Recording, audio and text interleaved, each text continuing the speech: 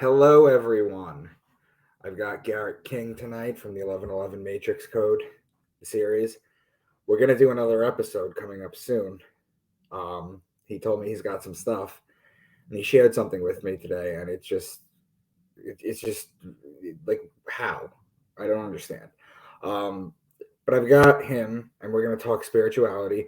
Before you guys know his story, he started seeing 333 every single night when he'd wake up for months and months and months.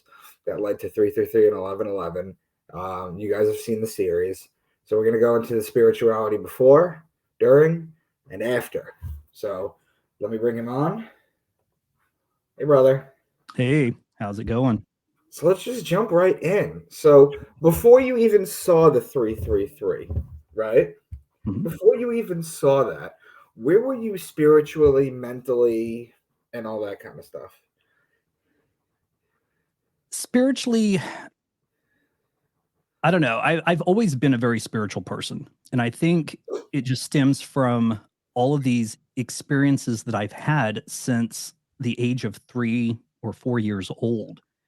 Okay. And I mean, it ranges from, the paranormal, seeing spirits, actually hearing spirits, um, and then having several unidentified flying object experiences that I cannot explain. And it's been consistent. So you've had UFO experiences. Oh yeah. Oh yeah. One in which I experienced with my dad and my grandmother, and it was probably, well, it was the most bizarre one. I was 10 years old. We were at my grandmother's house. We had just finished mowing her lawn, so it was just my dad and I. And it was evening, time. It was starting to get a little dark, and we were loading the mower into the back of my dad's truck. And my grandmother and my dad were standing there talking, and I was just kind of like staring off in the distance. And I saw this light, and I just thought it was a plane, and it was coming towards us.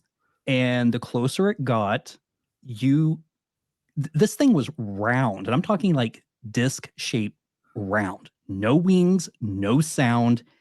And I couldn't quite tell if it was spinning or if the lights on it were spinning around. And this thing was so low. I'm no joke. I really feel like now, and I felt like then, that with a really strong arm, I could have thrown a rock and hit this thing. And it came directly over us. And I pointed it out. My grandmother looked, my dad looked. My grandmother even said, like, "What is that?" And my dad clearly said, "I don't know." And we watched this thing fly directly over us, and it came from the west and went off to the east. We stood there talking. My grandmother actually had a UFO experience one time, so it prompted her to kind of start talking about it again. And lo and behold, this thing came flying back over a second time. But this time, when my dad looked at it, he said, "It's saying something." And my grandmother and I looked at him like, the cheese had just slid off his cracker. Like, what the hell are you talking about? And he said that the lights were saying something about a motorcycle being for sale. And this was clearly not what my grandmother and I were seeing. And I have no idea to this day where he got that impression, but that's clearly what he was seeing. He Uh-huh. thought it was like some kind of screen, and it was printing these words, and that's what the words were going around. But you're talking, I was 10 years old, so you're talking 1983.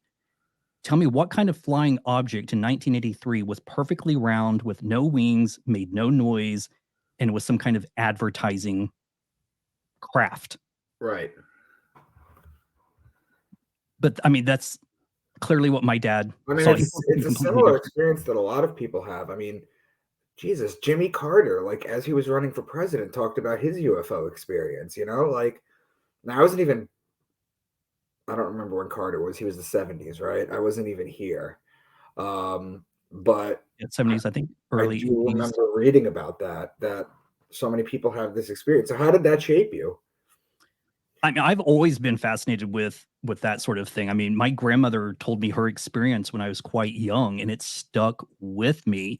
My parents had this huge set of encyclopedias, and I remember just scouring through the whole thing, looking for anything UFO related. And, I was just so drawn to it for some reason.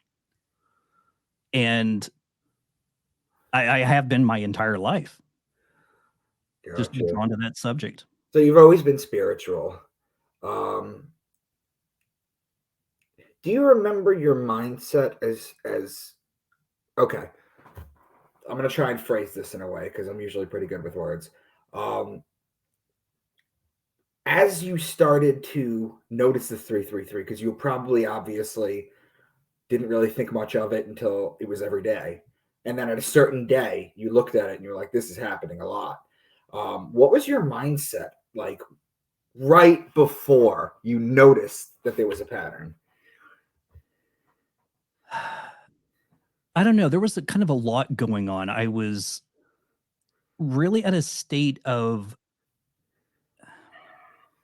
I don't even know how to describe it. I was interested in like so many different things, different conspiracy theories, reading David Icke's books, just wanting some sort of greater understanding of the world, that was around me and what was going on. Because as I said, I've had all these experiences. So I have always felt that there is something going on, completely all around us all the time. And I just wanted this deeper understanding of what is it?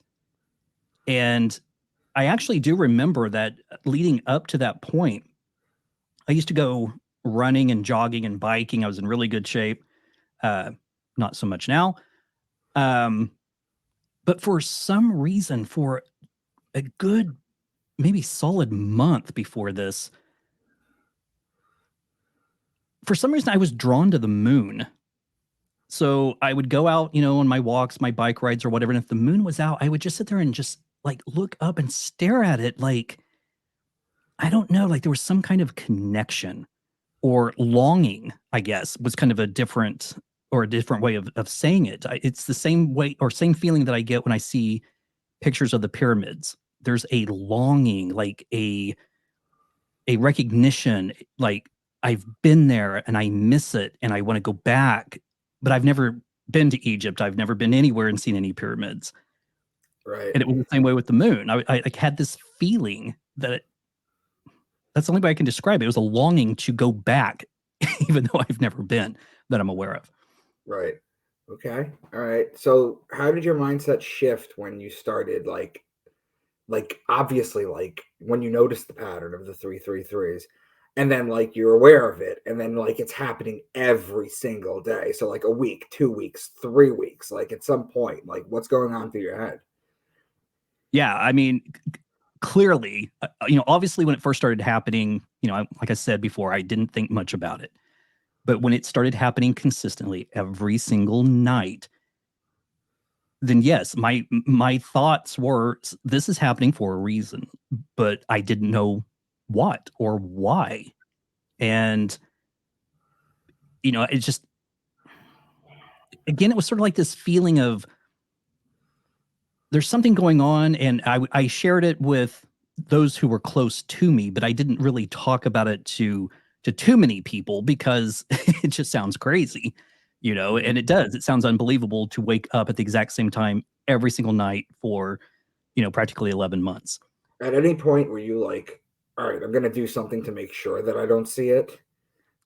Um, well, I mean, there was the one night where I stayed awake, because I was, or not stayed awake, but where I set my alarm and woke up about 15 minutes before, 3:30 or 3:33, um, just to see if there was something in the house that was doing it. Because that Right. was always, I didn't just immediately jump to this is something spiritual or this is something paranormal. Like my immediate thing was there's got to be an explanation for what's going on.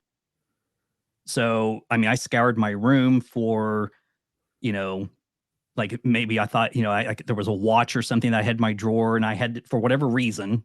I don't know why I would ever set it for that time, but I'm just trying to think of different things. Like, is there an alarm going off? Is the ice maker dumping ice at that time of night? Just all these different things, trying to find a rational explanation. Could never find one.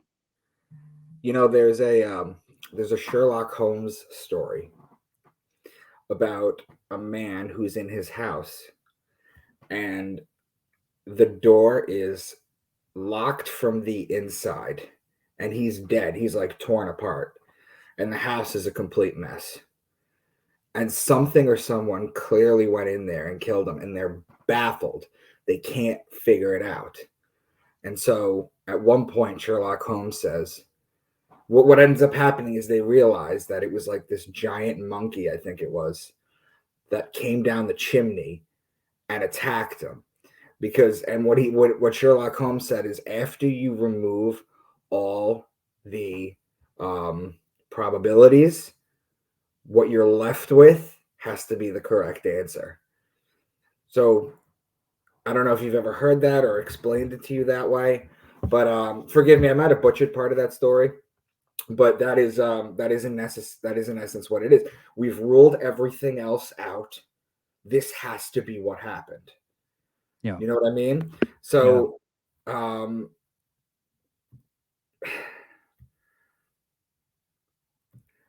just interested I want to let you continue. I want you to continue and tell me, like, so what happens? Well, just kind of on the same lines of that story, there was something that happened around the same time that I cannot explain. My roommate, she had made a cranberry cake. And this was around Christmas time, because I started seeing it in the number in January. So this was a little bit before that, but she had made this cranberry cake. I don't like cranberries. I don't like cranberry cake. So there's no reason this would have happened that I can think of. But I'm dead asleep in bed, and I roll over onto my stomach, and I put my arm underneath the pillow, and I feel something underneath my pillow, and I'm like, what the hell is that? And so I sit up and I turn the light on, pull the pillow away. That whole plate of cranberry cake was underneath my pillow. I can't explain it. I mean, I don't sleepwalk, and I wasn't drunk. I didn't drunkenly go in there and get it. And and why? Why would I get it, for one thing, and why would I put it underneath my pillow and then put the pillow on top and then lay on it? I think one of the most disturbing things for people when they drink, it's not so much. I mean, yes, when your brain turns off and and you're on autopilot and your reptilian brain kicks in, and you're just kind of just doing stuff, and then you wake up. There was a period of time right before when I used to drink a lot, and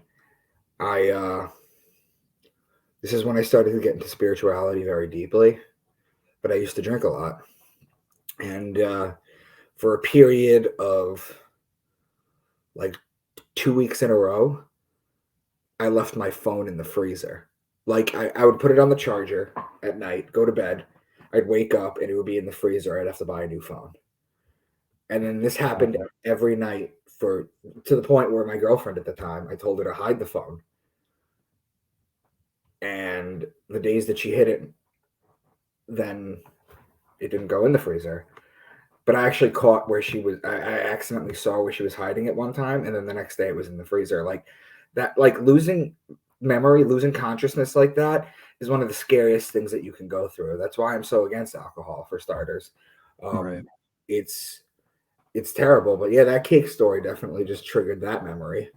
Yeah, well, see, I wasn't a drink. I mean, I would have an occasional drink, go out and have Mexican food, have a margarita, but I wasn't a at-home drinker. So it makes no sense, I mean, and the fact that I was asleep. I mean, how did this thing get underneath my pillow? And the kicker is, because I lived with two friends, and there were a couple, lesbian couple, and then their son lived there too, and he was, I think he was probably 14 or so at the time. And he would stay up late. He would be playing video games and all this stuff. And I even asked him, like, hey, did you hear me or see me get up last night for any reason? And he said no. Because like after we would all go to bed, he would be in his room, but he would leave his door open. Right. So I would have had to have walked right by his door, but Right. he didn't see me walk by or anything. It's crazy. Yeah, can't explain it. So how has your spirituality changed? Let's say, okay, so we're at the point you're seeing it every day. Take me to the point where you're starting to play with numbers, or where you very first decide to look at something. Well, when it comes to the numbers, I mean, literally, that was just a couple of years ago. 11 months of seeing 333. Yeah, I thought it was weird. I couldn't find an explanation for why I was seeing it that was satisfying to me. I did a lot of research on the internet, and there's a lot of stuff about it being the witching hour and all that stuff. But Yeah. it's like, okay, well, why it's the witching hour, right? Because it's satanic. Well, what people think satanic means, it's an inversion. See, 3 o'clock in the afternoon, that's a mass time. That's when you go to church. That's when you go to be saved. That's when the Lord is there. That's when you're happy, the good, the sun is out. So, right. So what they do is they invert that and make it 3 a.m. to kind of make it evil, which is all nonsense anyway. But well, I also heard that it was the time of the crucifixion. Yes. And so it's the opposite of that. Right. As well. But I read that information then too. But again, I wasn't religious. I wasn't, into witchcraft or, paganism or anything like that. So again, it didn't make sense, Right. and again, I couldn't find an explanation that satisfied me as to why I was seeing it. Right. And that's got to be incredibly frustrating. It was. And then, when it stopped, after I had that dream that my father came to visit me and came out of the closet of my room, that's when it stopped. And it was almost like I had lost a friend or something, because you go through a mourning period when you have ritual in your life, even if it's like against your will or you don't understand and it's not there, you go through 5 stages of grief. You do. That's what I tell people all the time. I tell people that when you're saved as a Christian, when you're baptized and you're saved, that exact same feeling that they get is the same feeling you get when you discover that God is everything and we're all God. It's the same exact feeling. That's why they fight it tooth and nail. But these Christians, when they deprogram, they mourn Jesus, because it's like, it's so painful. That's why people can't do it. That's why people put up all these fronts. That's why people throw up all these illusions. That's why people will say anything just to back out of it, because it's so painful to think that you've been lied to about something so significant your whole life. Right. That's why so many people reject what I do. But the amount of people that reach out to me and tell me that this like frees them is worth every penny. So you were mourning that. Go on. Yeah. So yeah, it was sort of a tremendous loss. But as time went on, it got easier, and How long did you check your clock? Like when you'd wake up, you'd roll over immediately. How long did that go on for after it stopped? After it stopped, I never woke up at that time during the night ever again. But you never like woke up. Oh, you never woke up in the night?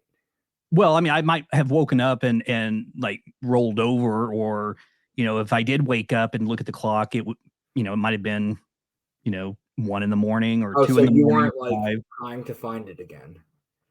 I'm sorry, say it again. You weren't trying to find it again. No, I wasn't like active. Well, because I've always heard that, if you search for something, you might inadvertently make it happen.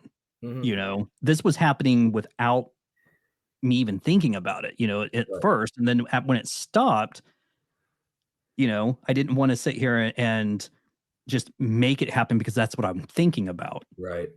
So, yeah. I mean, it was odd. And then, you have to fast forward quite a number of years before I started seeing 1111. And, and then when that started, it was like, okay, here's this, it's starting again. I'm not looking at or waking up at that time every night, but I'm seeing the number. Or if I happen to just pinpoint the 2 dates that happened, when you started seeing 333, or when it ended, or when you started seeing 1111? Yeah, I couldn't tell you the exact No, day. you didn't Yeah, write it down. yeah. I Get a mean, journal, Garrett. Get a journal. I Keep, should. keep it by your bed. Keep a Yeah. piece of paper by your bed. Write down your dreams. Write down that. I'm telling you. But again, I mean, the numbers didn't mean anything to me at the time, Right. so Fair it enough. didn't feel significant. I mean, it started to feel significant with the 333 after, it started Right. happening, and the same with 1111, but at the moment when it first began, I mean, the numbers meant nothing to Right. me. So I mean, in hindsight, I wished I had thought of that and, checked the dates, seen what the dates actually were. Maybe there was something Because significant about them. I could have gotten you a chart done for the two things, and we could have found out what was going on in the heavens at that time. Yeah. I mean, if you remember the months, we still might be able to get like a general idea, but it's not going to be as pinpointed. But anyway, so you start seeing the 1111, you're like, oh, this shit again, right? Right. And then, so what happens next? So that even rocks on, for quite a while before I ever get to this point where, and this is what's weird. The day that I got the thought that came into my head Yeah. to multiply those two numbers together. It's odd that it took all this time, and again, the thought, it wasn't a voice. I didn't hear voices in my head. It was just a thought. And We call them downloads. It's a download because it's unrelated to anything you're thinking about. It's just like something comes in, something completely out of the blue. Something comes in. It feels like it was handed to you, and yep, then you're like, okay, let's see this. yeah. That's how this works. That's how the Akashic records work. When you're tuned in, that's how things work. And that's exactly what it was like because, and again, you have to stop and think, why was the thought to multiply them? It wasn't to add them. It Right. wasn't to divide them. It was multiply. Right. And then the moment I do, and I see 369, 963, it was like ding, ding, ding. That number just stood out to me because of Nikola Tesla and Right. that famous quote of his. Right.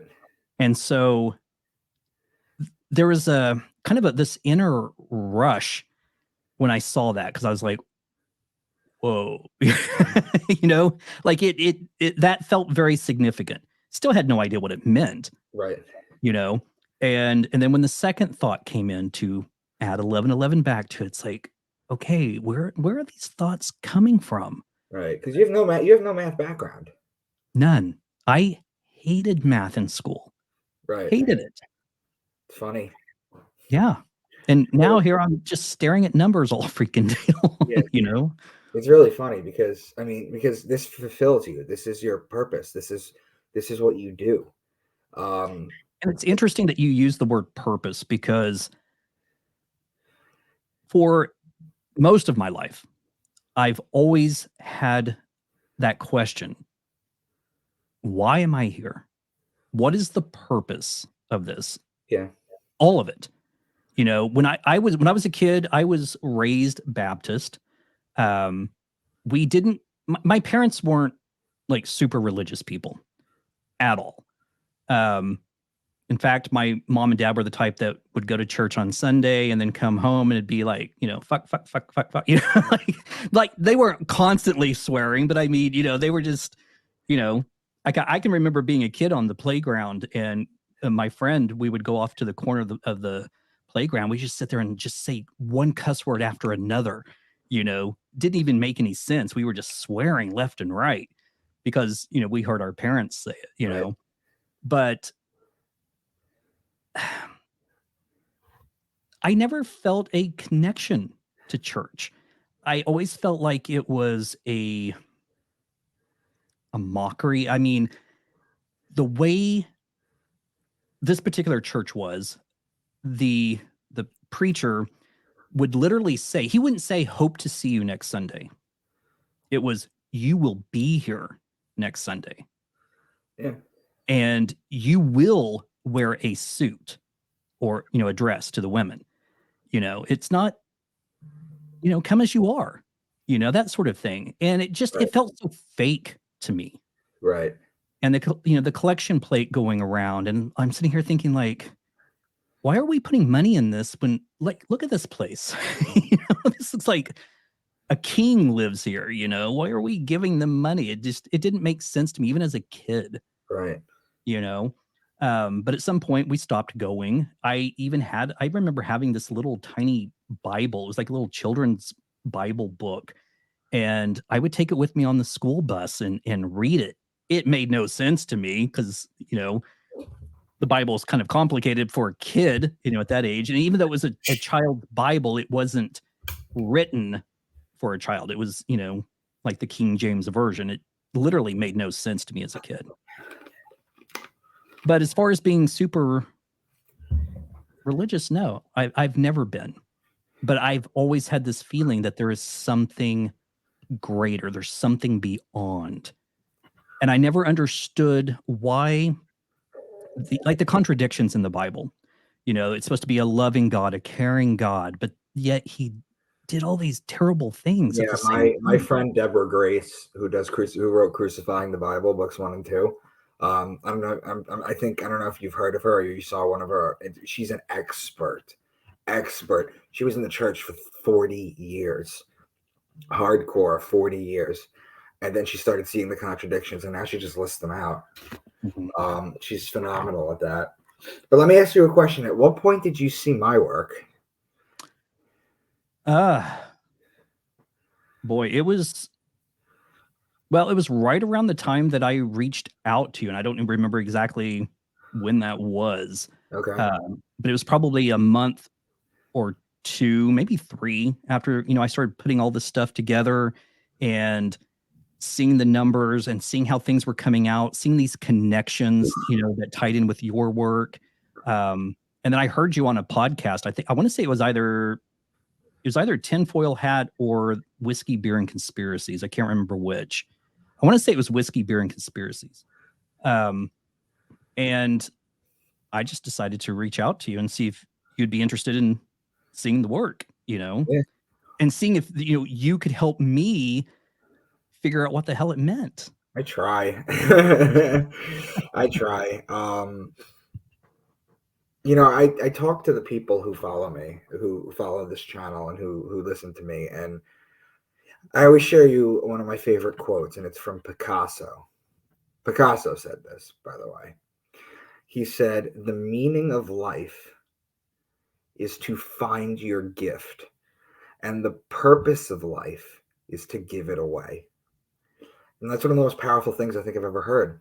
And I share that with everybody. Like, as good as you think that I am with astrotheology, or Garrick is with numerology and gematria and all that stuff, you each are a superstar in something that you might have no idea with. For example, I was 29 when I discovered this. It was right around my Saturn return. I was 29 when I discovered this science, and I didn't know that it would take me this far. How old were you when you discovered the 333? Oh, the 333, that was in 2009.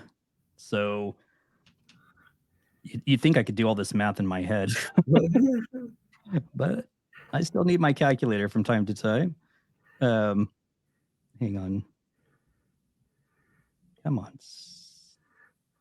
So let's see.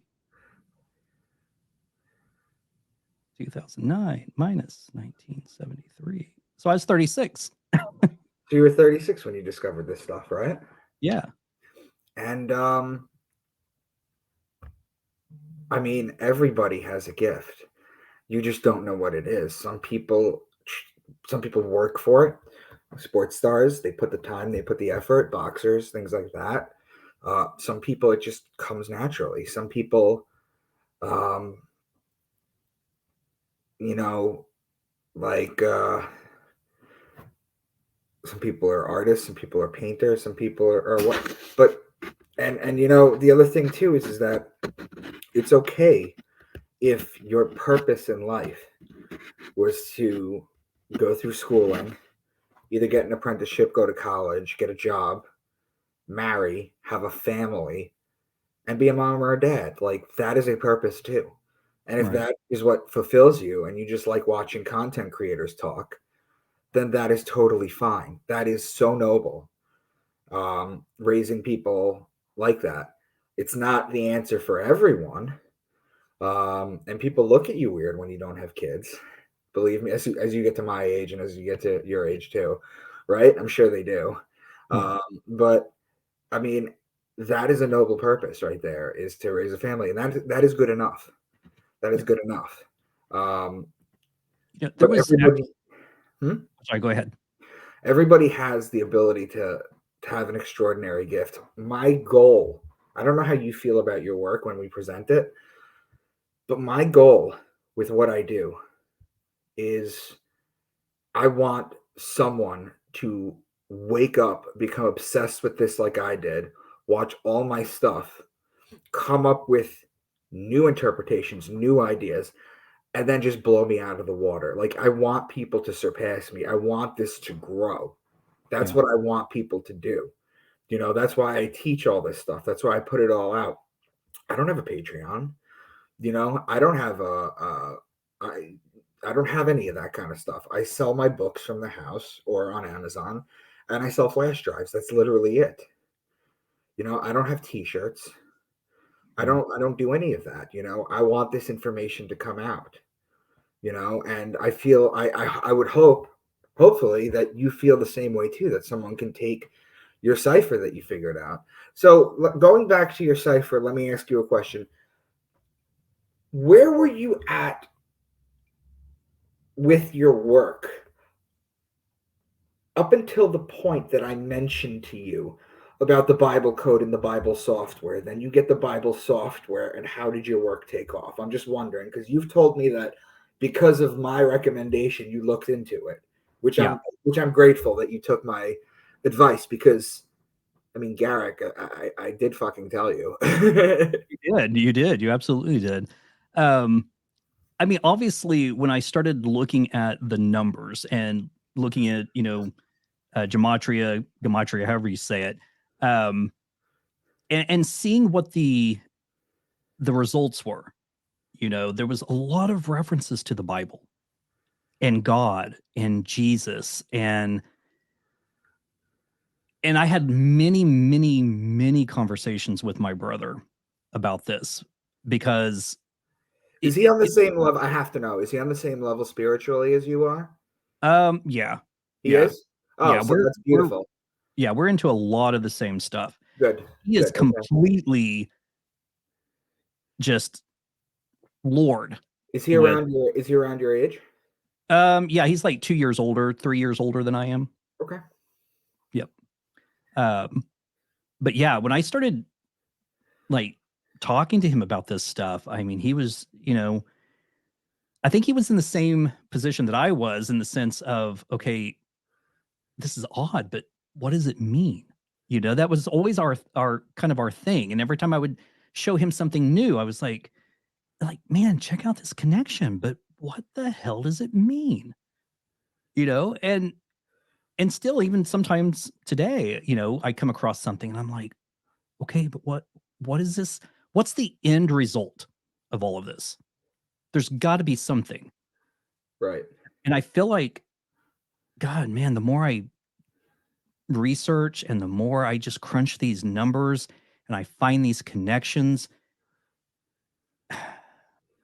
I mean, looking back now from the very beginning, it's all been connected, I think, to the Bible, to the Do you know Torah. how absolutely just wild these connections are, how deep they are, how layered they are, how they're literally encoded? They're two towers. You have to go from, all these encodings, just how complicated it is, Yep. how absurd it is.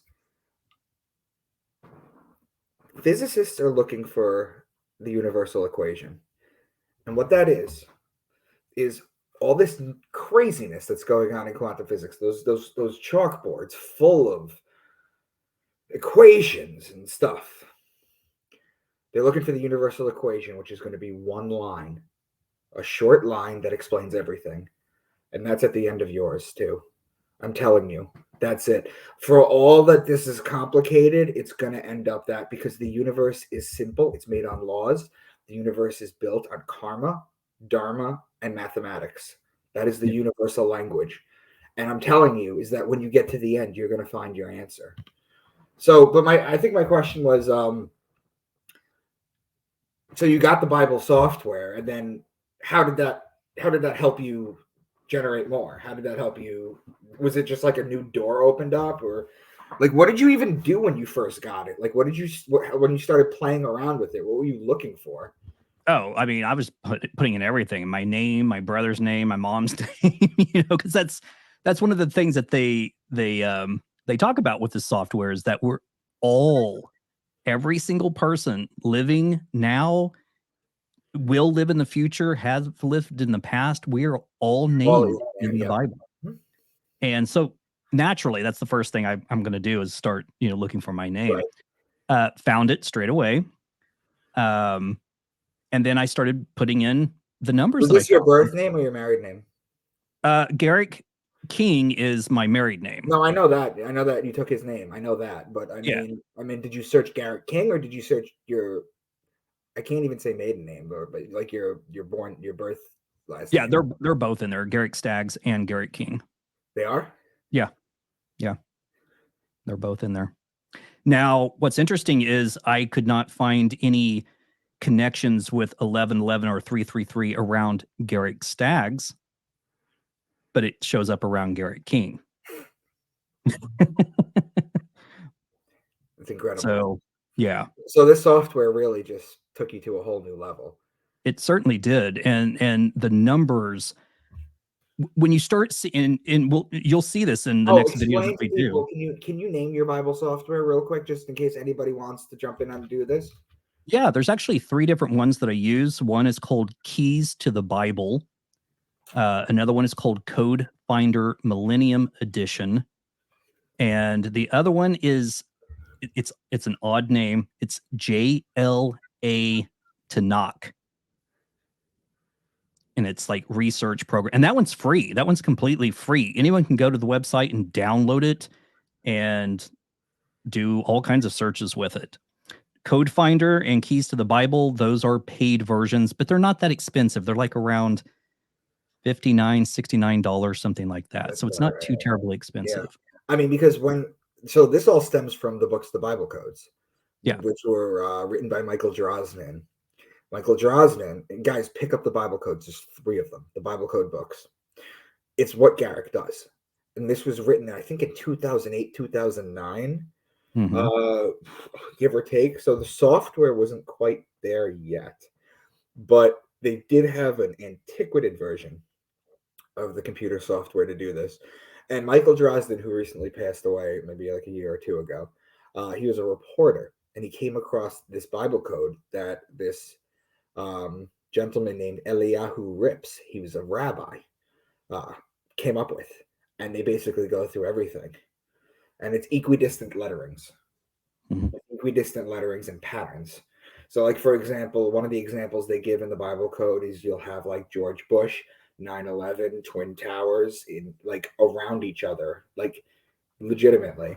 So, but now 10, 12, 14 years later, they have great software for this, which is what Garrick uses to find all his stuff. Yeah. And what's interesting, if I'm not mistaken, I want to say that Michael Drosnin was an atheist. He didn't even believe in God. Correct. He was a secular Jew. Yeah. He was a secular Jew, and he didn't believe any of it. Not at all. But he just kept getting proven wrong time and time again, with these codes showing up. And just reading the books, he even says the same thing. He kept asking, how is this possible? How is this possible? And every single time something shows up, it is possible, to find your name, to find these events. It's extraordinary. People don't understand the Bible is actually a living book. It's actually alive. It's literally alive. It's a living book. It has supernatural powers to it. What we consider supernatural, it's not really supernatural because it's all natural if you think about it. Yeah. But it is an extraordinary book. But I mean, at this stage of the game, guys, if you don't even believe in my work, but you just like hearing my short bombs or whatever, that's fine. But like, The very last thing the Bible was ever meant to be was taken literally. That is the very last thing. So in the Bible, Jesus is always talking about people with eyes to see and ears to hear. Yep. We'll see this. How many times does he say in the Bible, how do you guys not understand this? I am not talking about bread, right? He's talking about Virgo. They talk about this all the time. If you read this astrotheologically, it opens up a whole new passage. It's the same thing, Garrick. Like when you read a book, like when you read a book, let's say you read like Hans Christian Andersen fairy tales, like when you're a kid, like your imagination goes wild, and then as you get a little older, you revisit it, you're like, oh, I understand it a little bit better, and then you check it again 10 years later, and you're like, oh, this makes a little more. That's what the Bible is. It keeps unveiling itself. It's infinite possibilities. Yeah. But it is not a literal book, people. That is the thing that I want you to take away from my life. This book is not literal. See, and what I'm like right now, what I'm deeply, deeply invested in is finding and figuring out this mathematical code that exists within this book, because it is there. It is there 100,000,000%. There is a code there, and it can be proven time and time again. And especially with this new research that I will show you in our next video, because it starts jumping into prime numbers. It jumps into pi. Does it go into feet too, or no? I'm sorry, say it again. Does it go into feet too? 1.618. Not that I've found yet. Look at pi and phi. Pi and phi are never-ending numbers. Pi and phi are not numbers from this dimension. They don't exist from this dimension. Mathematics rules this dimension. Pi and phi are not from this dimension. Wait. They're a bigger mathematical code. Yes, phi. That's PHI, right? PHI, yeah. Phi. Yes. It does. It does. I haven't fully gone that direction yet because I'm still looking at these prime numbers and the way that this is how complicated it is and how complex. I have still not moved past the first book, Genesis, because there's more and more and more. And when even in the very first verse, the mathematical equations, the numbers that come back, keep coming back to 2701 or 3773 over and over and over and over again. Do you want to share one of the things that you're going to share with us in like a week or two? Just as a little tease, I guess. I'm not good at building things up, but if you want to just share something that you've been working on with the listeners, because they love you. Yeah. Let's let me open up. Are we gonna do the screen share? Okay, we could do that. Yeah. Because this is so complex, you have to see it. Like just me simply stating it, you have to see it. You have to see it. Okay, so present. Share screen.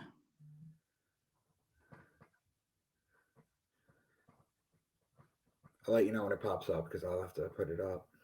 Okay.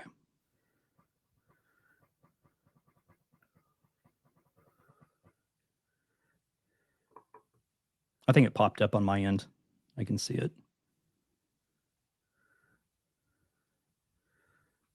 You got it. I guess I'm on a delay. All right, what are we looking at? We're looking at a fractal right now. We're looking at what's known as video feedback loop. Yep. Okay. Can you see this? Of course. Okay. So this is for everyone looking, the top line, Bereshit bara Elohim et hashamayim ve'et haaretz. In the beginning, God created the heavens and the earth. Exactly. Okay, so we know that this first verse has the value in gematria of 2701. Right. And that's taking the value of each word and adding them up, and you get 2701. As you can see right here. So 913 plus 203, 86, 401, et cetera, et cetera. Now, look what happens when you multiply the numbers together. Right. Okay. You get this long ass number. Right. And I even wrote it out. So this number, if you were to say it, is 304 quadrillion, 153 trillion, 525 billion, 784 million, 175,760. Okay. Yep. Now, when you take each set of numbers where it's divided by a comma, Yeah. so it starts 304, 153. So separate those out, add them together. Yeah. It's 2701. What are the chances? Right. Now, break down 304. Do 3 plus 4, you get 7. 153, you get 9. 525, you get 12. 784, you get 19. 175, you get 13. And 760, you also get 13. Add all of those together, you get 73. Break these down even more. So 7 still 7, 9 is still 9, 12 becomes 1 plus 2 equals 3, 19 becomes 1 plus 9 equals 10, 13 is 1 plus 3 equals 4, and again 1 plus 3 equals 4. Add all those together, it's 37. So now you have 3773 again. Right. And we know that 37 times 73 is 2701. 2701 plus the mirror opposite, 1072, you're back to 3773. Now, 37 plus 73 is 110. 110 is the value of Jesus Christ in Hebrew ordinal. Now, think about this. 3773. One more time, Jesus Christ is encoded in Genesis. Because Jesus is the value of, let me think here. I got it on one of my sheets here. I want to say it's here. No. Well, anyway, the first name Jesus has the value of 73, or no, 37. Christ has the value of 73. So you have 3773. Wow. Yeah. Okay, so that's enough for today. It's insane. But yeah, it's gonna get incredibly deep when we start getting into prime numbers, into pi. This number breakdown is it's just extraordinary. I want you to look into phi too. That's the idea that I want to plant in your brain for today. Okay. Because those two numbers, they're not from this dimension. Yeah. Well, we can share this. I texted you earlier and was telling you about these numbers. And one of the things that I said is the word Torah in gematria has the value of 611. And the first 611 numbers of pi after the decimal point, when you sum all of those together, is 2701. The same value as the first verse of the Bible. I mean, like, if anything, people that are listening to, the people that I bring on the show, or the people that, or the work that I do, if anything, just makes a case for God. That's all it does. There is a creator. We are a part of it. We are eternal. We are loved. And the religious sects want to take that from you. Right. Yeah, 1000%. So, Garrick, this is incredible stuff. So, one of the things I was going to say earlier, and there was two other things that happened right before I started seeing the 333. Yeah. And one of them was kind of tragic in a sense. Like, nobody got hurt, but there was just, I woke up again in the middle of the night in a severe panic attack, like straight up out of sleep. And I was in a state of panic. I can't even explain it. Right, I've been there. And I got up, I went to the kitchen, and we had like Diet Mountain Dew in the kitchen or in the refrigerator. I grabbed one and I just slammed this thing because I was parched. I was just so thirsty. Right. But I think the caffeine from that amplified that panic attack feeling. And it was terrible. It was absolutely terrible. Like I thought I was dying. I didn't know what was going on. And I tried to go back to bed, lay there, just tried to breathe, get myself relaxed. For the record, you're not, I mean, like I come from mental illness. So like I've had bouts and bouts of depression, panic attacks and stuff constantly. They're not fun. Do you have a history of it or no? No. So then No. it's just at least it's familiar for me. For you, it must have been horrifying. It was so terrible, and this is no joke, and this went on for several days, to the point where I was at work and I would be sitting there working, and I would feel myself starting to tear up, and I would literally have to go to the restroom and go into a like a stall and close the door, and I would just break out into tears and just start bawling for no reason. No reason. And when it really reached the climax where I knew, it was like, okay, I've got to do something.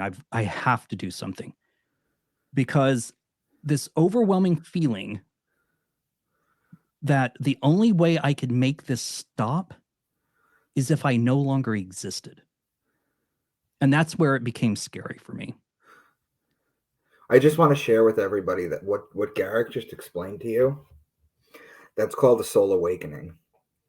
You have to go through something similar to that. Some people have it when they realize Jesus is the Son. Some people, for whatever reason, have it at other times during a Saturn return, a mental breakdown. But for you to rebuild yourself in this new, to be born again, as they like to call it, you have to die. You literally have to die. That's the whole submerging underwater thing that they do. John the Baptist, Aquarius with the water pitcher. You have to be reborn because you have to go through the 5 stages of death. You have to go through that. And believe me, I know that all too well. But go on. I just wanted to share that with people, that's what you have to go through in order to have a real spiritual awakening.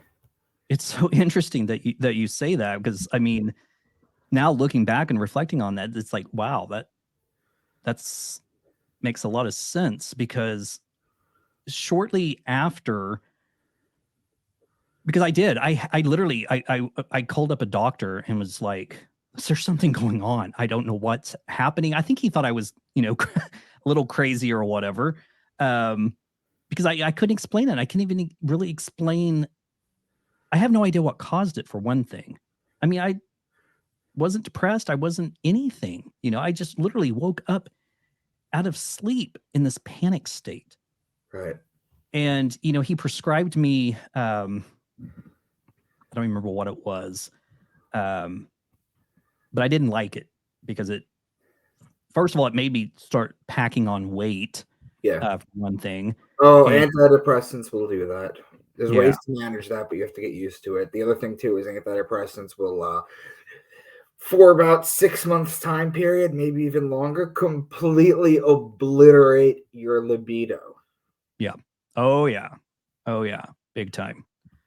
Big time. So I literally, like, and plus I was going through insomnia, like after I started seeing 333. So, I would have a hard time going to sleep. And even if I closed my eyes, I would sit there, and it was almost like with my eyes closed, it was like I was seeing myself going through this winding tunnel that just never ended, but I was completely awake, you know. And so the doctor also put me on Ambien to sleep. That's great. So you drove your car when you're sleeping, or you do Ambien is nuts. Yeah, it is nuts. Thankfully, I never did anything crazy and stupid like that. The only thing I did do was I got up in the middle of the night and went to the restroom. And then when I went to open up the door, I opened it right into my face. It was I was like gonna say, if somebody. you were on Ambien, that's probably how the cake ended up in your bed. Nope, I wasn't on Ambien at that time. This was I'm trying to way find up. the answer for you. Yeah, I know. But one of the other odd things that happened was after that panic attack and everything kind of started to subside. There was one day I was getting ready for work and I was sitting there just looking at myself in the mirror. And it's like I recognized myself, but I did not recognize myself. I was seeing a reflection of someone that I felt like I recognized, but I wasn't the person I was seeing in the mirror. Yeah. And I remember literally, I leaned in close to the mirror and I whispered, and I know it sounds ridiculous, but I literally whispered, "Who are you?"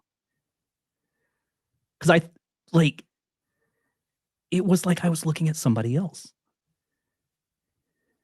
And then it's still, and I remember like walking and stepping away from the mirror and still kind of just turning and looking at it, until I got out the door. But that was the only time that that's ever happened. The panic attack was a one-time event. Um, I It don't was know. right around the time you started seeing 333. Yeah, it was like right before. Right before. And then it went away and it completely. How did the panic attack change you? Um, I mean, it changed me a lot when it first happened because, like I said, the only way that I felt like I could make it stop was if I didn't exist. Right. And that was where my mindset was, is that I was afraid I was going to do something to make it stop, Right. And but I've never been that type of person, to just want to end my life for no reason, Right. or be so depressed that I felt like that's the only way out. You And know I what? was not. The other thing that they don't talk about, the other thing that they don't tell you when you go through your highs and lows and your depression. I'm bipolar, so I've been through all that stuff. Believe me. But one of the things they don't tell you is just how exhausting the panic attack or just the fear, and it's so tiring. It's so exhausting. You're so very tired when you're just constantly racing thoughts and just thinking about it. It's just so tiring. And it's not like a body physical tiring, like you just played a sport and you're going to go home, shower, and then go to bed. It's like your mind is racing, but your body could still be active, like you were saying with the caffeine. So you're just mentally exhausted constantly. And that's why the littlest things can set you off. Well, when it happened, it was so severe that, again, I didn't know what caused it. So I was afraid to do anything that I had done previously for fear that I would make it happen again. That's So that's an irrational thought loop, but that's how it works. yeah. That's how it So works. Like if you woke up and you did something particular and then something happened, you would try to avoid doing that the next day. It's just awkward thinking. It was awkward thinking, like rolling the toilet paper roll back up is suddenly gonna like make sure that you're not gonna get yelled at work or something like to that effect. You know what I mean? yeah. Yeah. I mean, I literally changed how I laid in bed because I didn't want to lay in the same position that I was, like I literally swapped where my head, I would usually lay my head. I turned around and had my head where my feet were. And, like I said, I would go for bike rides and runs. I would not go the same direction that I used to go. I literally would not go that way. I talk about this. I talk about this in the hero's journey from Joseph Campbell. Jesus Christ, the Son, going through the 12 zodiac signs. Betrayal. No, the judgment, the betrayal, literally dying and being born again. You have to die. I mean, Jordan Peterson says it. He talks about, and for all, I mean, he's got wisdom for his lack of social. He's awkward, but like he did say, and it's my Facebook background. He said that the pathway through enlightenment, or to enlightenment, is necessitated through a pathway through hell, and that's why there's not so many enlightened people, because you literally have to die symbolically to be born again. You have to. Yeah, that's what it felt like. Like I was going through some kind of stage of death. Yeah. And if I hadn't gone to the doctor, got some kind of help of some kind, I mean, I don't even like to think of what might have happened. Right. You know, because it was just, I don't know. It's so hard to explain to someone that you cannot make this feeling stop. Yeah. You just can't. You know, I would go to bed and like on the TV, I would just put like some kind of comedy, something funny on to fall asleep to. You know, I don't know. You know, what you just described, a lot of people go through that when they lose a loved one, whether it be a spouse or a parent or a son or a child. Exactly what you just explained. Yeah.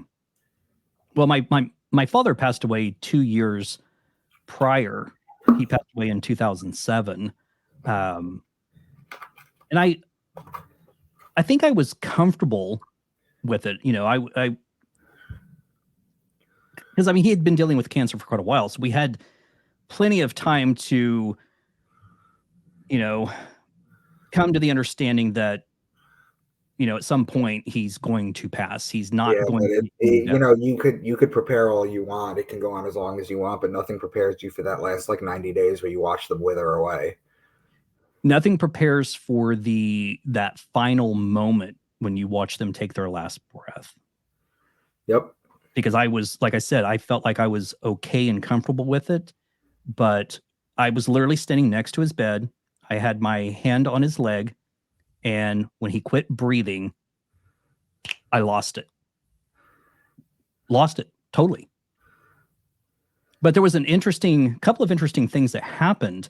My brother and I were standing there, and we were waiting for my dad's mom to get there and his brother. But we both witnessed this sweeping shadow come over the wall, like in this arc, and straight down towards him. And it just looked like a shadow. So I turn and look because I thought maybe the nurse had come in, you know, in the door. And when I turned and looked, my brother literally said, "You saw that too?" And I was like, "Oh yeah, I saw it." But there was another incident where when I was coming up to see and this is back when he was, you know, coherent enough to talk.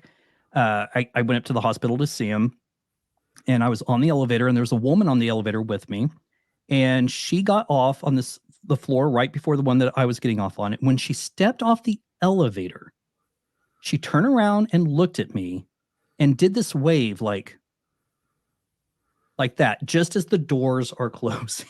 I was like, this is straight out of some kind of horror film, you know, like what is going on? But on that day, my brother was there. I was there. I think my dad's mom was there, and my dad's brother was there as well, or one of his brothers. He has many brothers and sisters. But we were just sitting there talking, and my dad kept looking at me like I was someone he recognized, but he wasn't quite sure. And he turns to my brother and he says, "Do you know who he looks like?" And he points, you know, he's pointing at me. And my brother and I kind of glance at one another. And my brother says, "No, who?" And my dad just points to the end of his bed. And nobody was standing there.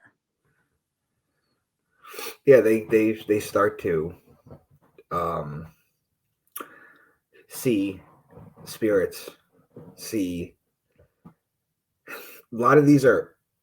So for the one thing that I talk about, even though the Bible isn't to be taken literal, demons and angels do exist. For everything that I've studied, for everything that I've looked into, talking to demonologists, talking to everybody, just understanding like the amount of things that I've read and looked into. Demons and angels exist.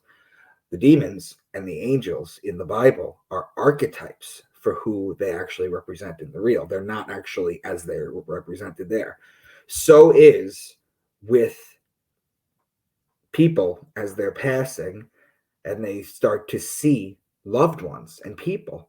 These are angelic beings that come here to offer guidance, to help make the transition easier. And they come as people that you are warm and familiar with. That's how they come and show themselves to you, because they're a light body. You can't really see them. And they don't look anything like the Bible talks about with like the 4,000 eyeballs. That's just nonsense, which is horrifying to begin with. But they come, these angels come as your loved ones. They come looking like your loved ones to make things more palatable for you. And then as you're taking your last breath, your body floods with DMT, and that helps facilitate your transition. Your soul enters into you through the pineal gland on day 49, and then it leaves through you. And that's basically what it is. So Garrick, man, I thoroughly enjoyed this, man. I thoroughly enjoyed this. I could talk to you for 3 hours at a time, but unfortunately, we're going to stop for today. You will let me know when you want to come on and do part, what are we at, 7? We're up there. We're up there. I'm going to find out. 6 or 7. I'm about to give you your own playlist. It's just so much. But yeah, no. So Garrick, thank you. Just tell everyone where they could find you. Yep. So my YouTube channel is the 1111 Matrix Code. And then I have 2 Instagram accounts. I don't really post that much on the 1111 Matrix Code when I need to start doing it. But that one is at 1111_Matrix_code. And then my ITC photography one is I.T.C.C_photography. Beautiful. And, I actually just got a message from Instagram, a private message that says my channel is in serious danger of being demonetized. Oh, really? Like I'm monetized to begin with? I don't know.